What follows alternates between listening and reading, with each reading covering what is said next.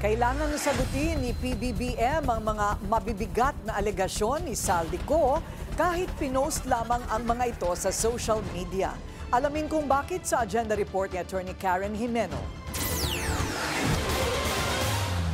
Kontrobersyal ang mga pahayag ng dating mambabatas na si Zaldico hinggil sa flood control scandal at sa di umano'y 100 billion insertion ni PBBM sa 2025 budget. Ngunit maraming hindi bilib dito dahil hindi naman daw ito ginawa under oath. Pero sa panayam at the forefront ng Billionaire News Channel, sinabi ni political analyst Malu Tiquia na kahit hindi under oath, may epekto ang mga revelasyon ni Ko sa Marcos administration. Giit pa niya, dapat sagutin ni PBBM ang mga paratang ni Ko. Sa tingin ko may impact yan kasi nabubuo yung storya sa isip ng tao kung ano talaga nangyari. May impact siya kahit hindi sworn affidavit dahil natutugma yung kwento, lalong-lalo na nung testimony ni Gutesa.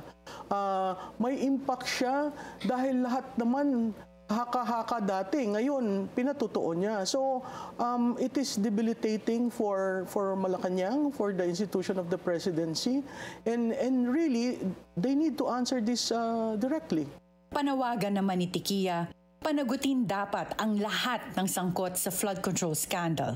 Napansin kasi ni Tiquia na may freeze order na ang Anti-Money Laundering Council sa mga ari-arian ni Zaldico. Pero wala pang ganitong utos para kay former House Speaker Martin Romualdez na dawit din sa kontrobersiya. Do you think that the AMLC will eventually also freeze assets of Speaker Martin Romualdez? I hope so, Karen, because you have to be fair. You cannot be, siding with one just because he is the first cousin. But still, it takes time for them to move on the former speaker. Yun ang hindi ko maintindihan. Kinontra naman ni Professor Tiquia ang paratang ng palasyo na political destabilization ang sinabi ni VP Sara na handa siyang palitan si PBBM kung magbibitiw ito sa pwesto. Undersecretary Claire Castro, in response to what Vice President Sara Duterte said na she's ready should the President resign, said that based on that statement, si Vice President Sara is a political destabilizer. Ano po yung comment niyo? Hindi naman yung political destabilization kasi hindi naman siya nagsabi na, umalis ka na dyan, ako na ang papalit, o mag-resign ka na. Wala. In fact, she was quiet. And she, you have a Vice President who's very hesitant.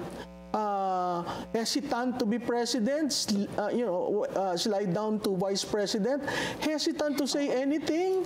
Hindi rin sang-ayon si Tiquia sa mungkahi na magbuo ng Transition Council na pansamantalang hahalili sa gobyerno kung magbibitiw si PBBM at VP Sara. Para sa agenda, Attorney Karen Jimeno, Billionaire News Channel. Manatiling nakatutok sa Billionaire News Channel. Sumubaybay sa aming social media accounts at mag-subscribe sa aming YouTube channel para sa mga bago at eksklusibong balita.